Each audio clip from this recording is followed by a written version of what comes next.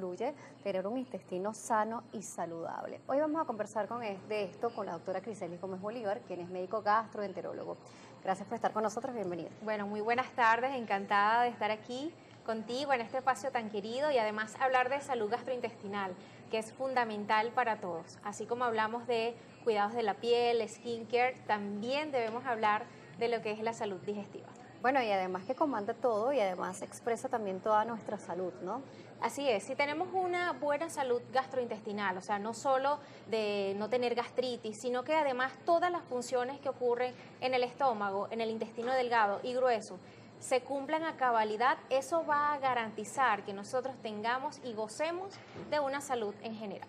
Claro, igual hemos hablado en muchas oportunidades, pero siempre es importante reforzarlo, hablar sobre todo lo que sucede en el intestino y por qué es tan importante cuidar nuestra alimentación, pero también todos los hábitos que conlleva, incluso la medicación, hay que tenerla muy vigilada. Hablamos de un poco de la microbiota y también de ese intestino que es considerado también un receptor importante nervioso de nuestro cuerpo, incluso se le llama el segundo cerebro. Sí, bueno, eso que tú dices lo hemos venido hablando y siempre yo lo digo, que lo hemos venido escuchando con más volumen en las últimas 10 décadas, en la última década. Porque sí, definitivamente ya los estudios se han abocado al estudio de la microbiota intestinal porque se ha determinado de que existen muchas alteraciones de la microbiota que van a desencadenar enfermedades, sean cardiometabólicas, la obesidad, incluso asma, depresión. Entonces, definitivamente, si nosotros entendemos como pacientes y como personal de salud que en nuestra alimentación, los excesos de los que habla, la automedicación, abusar de los antibióticos, de los antiinflamatorios, que son los medicamentos que utilizamos para el dolor, eso también va a repercutir negativamente en la función del intestino. Es decir, puede haber una disminución del movimiento o aumento de ese movimiento, puede generar úlceras, puede generar irritación, intestino irritable, puede generar enteropatías o lesiones ulceradas en el intestino delgado, bueno, no solo en el estómago, sino en el intestino delgado e incluso en el grueso. Entonces es importante que nosotros le demos esa connotación también a la salud digestiva, que no nos damos cuenta y cometemos estos excesos alimentarios en bebidas espirituosas, hábitos que no son saludables y bueno, al final esto pasa factura.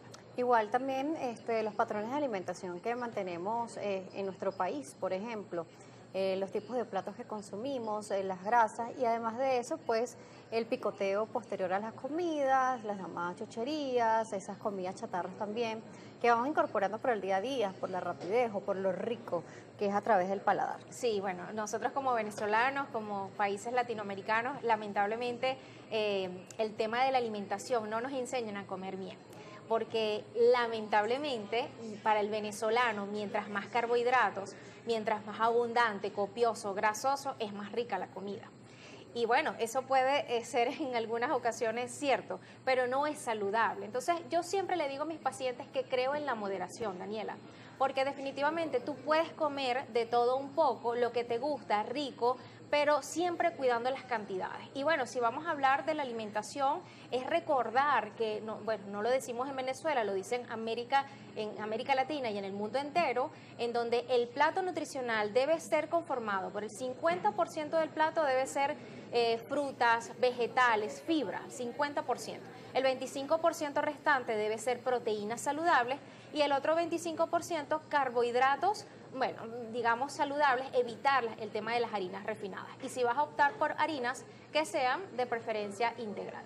También solemos cocinar mucho con algunos condimentos procesados o ultraprocesados, por ejemplo los cubitos, las salsas que también tienen mucha sal, muchos conservantes. Tendemos como que a multiplicar los conservantes dentro de los alimentos y se nos olvida un poco ese sabor natural, porque bueno, la costumbre de esa sazón. Sí. Pero ¿cómo repercute en nuestro Sí, bueno, buenísimo que tocas este punto, porque otra de las recomendaciones que damos a nivel mundial o que se da a través de las asociaciones de gastroenterología americanas, entre otras, es la disminución del consumo de los alimentos ultraprocesados. Escuchamos esto también con mucho volumen. ¿Qué son los alimentos ultraprocesados? Son todos aquellos alimentos que han sido manipulados de forma industrializada, es decir, que se le altera la calidad organoléptica. ¿Qué es eso?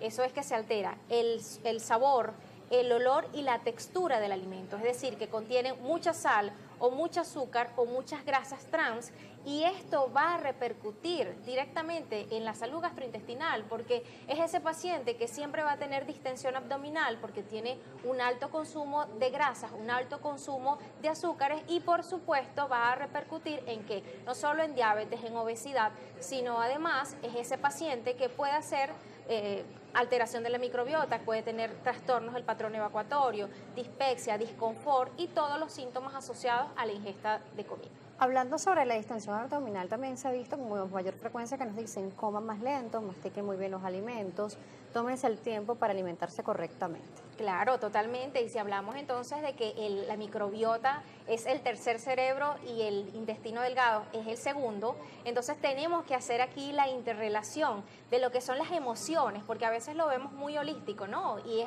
es fisiológico, o sea, el hecho de que tú te sientes a comer tus 15 minutos, 20 minutos, pero te dediques exclusivamente a deleitarte, a disfrutar tu comida, a masticar adecuadamente, se dice que va entre 30 y 40 veces el tiempo, las veces que tenemos que masticar nuestros alimentos para que puedan ser procesados bien. Entonces comenzamos a notar que no tenemos tanto gas, tanta distensión, porque no deglutimos tanto aire. Entonces esto buenísimo que lo recuerdas, porque es importante que le demos pues ese tiempo a nuestros alimentos. Yo digo es rendirle culto a nuestro cuerpo, y a través de la alimentación, sin el tema de los celulares, sin escuchar las noticias, o sea, que sea dedicado esos 15 minutos a tu comer de forma placentera. Vamos a hablar también sobre la hidratación, pero lo vemos al regreso, vamos a la pausa. Perfecto.